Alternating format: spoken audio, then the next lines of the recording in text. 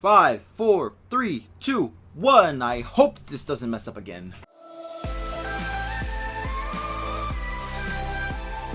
Yo, what's going on, guys? It's your boy Jiynx, or Jiynx740 on a comment. I don't really care. And if you guys follow me on Twitter, or at least I hope most of you do, you better follow me because I'm gonna put my Twitter right here. Yeah, I know, I'm self-promoting. I don't give a fuck. But like I was saying, if you follow me on Twitter, you pretty much know what this video is gonna be about. But I'm still gonna tell a story. I'm still gonna tell a story because it's my luck.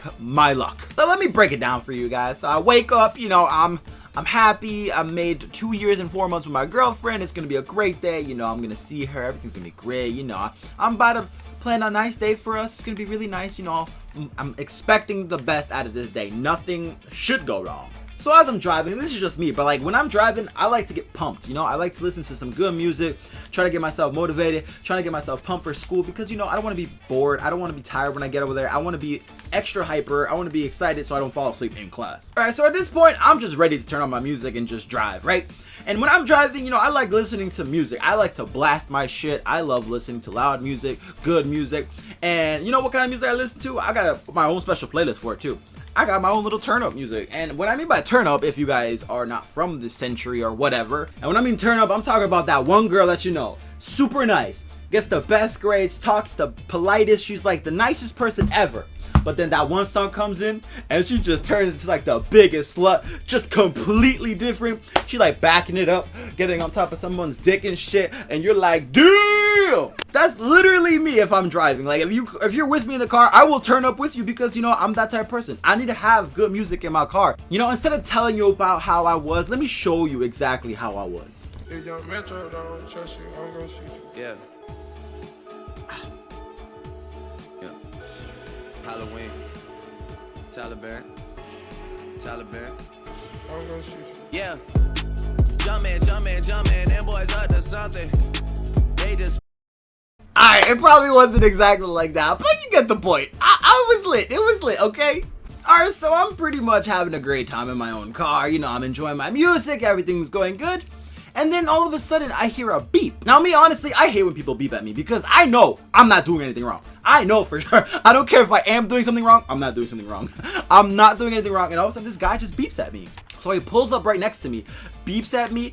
I look at him. He's like, you know, obviously that means pull down the window. So I'm like, so I pull down the window and he's like, the back of your tire is flat. I'm like, what? He's, yeah, the back of your tire, the other side of the back of your tire is flat. And I'm like, oh, thank you. So I pull over and yo, luckily there was a gas station like right there. That's where I feel like I got so lucky. So I pulled over, gas station's right there. And wait, can we just take a second to like thank the guy? Like that was such a nice thing to do. He's like, your tire's flat. You should go check that shit out. That's dope.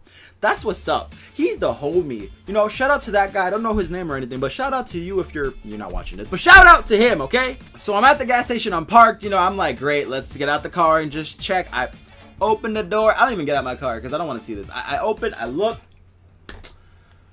I didn't even have to get out the car to see it was flat. Like, I just look down and you just see a flat tire. I mean, flat. Like the rim of my tire was just like, it was just touching the floor. It was just, I was like, oh, fuck. And like, I didn't realize how bad the tire, how bad I had the flat or how long I had it. Cause like when I was driving, I heard a sound. You know, sometimes my car makes sounds because, you know, maybe something's loose or I forgot to close something correctly. So I'm like ignoring it because it happens. It really does. And the sound sounded familiar. So I'm like, I guess it's nothing important. No, I'm a fucking dumbass. That was the sound of my tire hitting the fucking ground. My rim was literally like on the ground. Well, not on the ground completely. Thank God the tire was like helping it a little bit, but still. And as I'm looking at the tire, I could actually see it smoking. I'm like, oh shit, did I do something bad? Why is it smoking? It's because I was driving and the fucking rim was basically on the ground rubbing against the floor. Luckily the rim was still okay because, you know, it was smoking. When I mean it was smoking, it was like smoke. I was like, what the fuck? Oh my God, what did I do? I thought I broke something. So I thank God, like I didn't do anything bad to it. You know, the car was still fine. You know, I didn't have to pay for anything extra. Everything was good, thank God. So I'm not too upset because, you know, I have everything I need. I know I'm good. You know, I'm not gonna be stuck here. I could go to school or go home, whatever. I'll just change in a few minutes. You know, it's whatever. Alright guys, I'm not gonna lie, I'm gonna be completely honest with you. This is the first time this ever happened to me, and I had no idea how to change a tire. I never thought it would happen.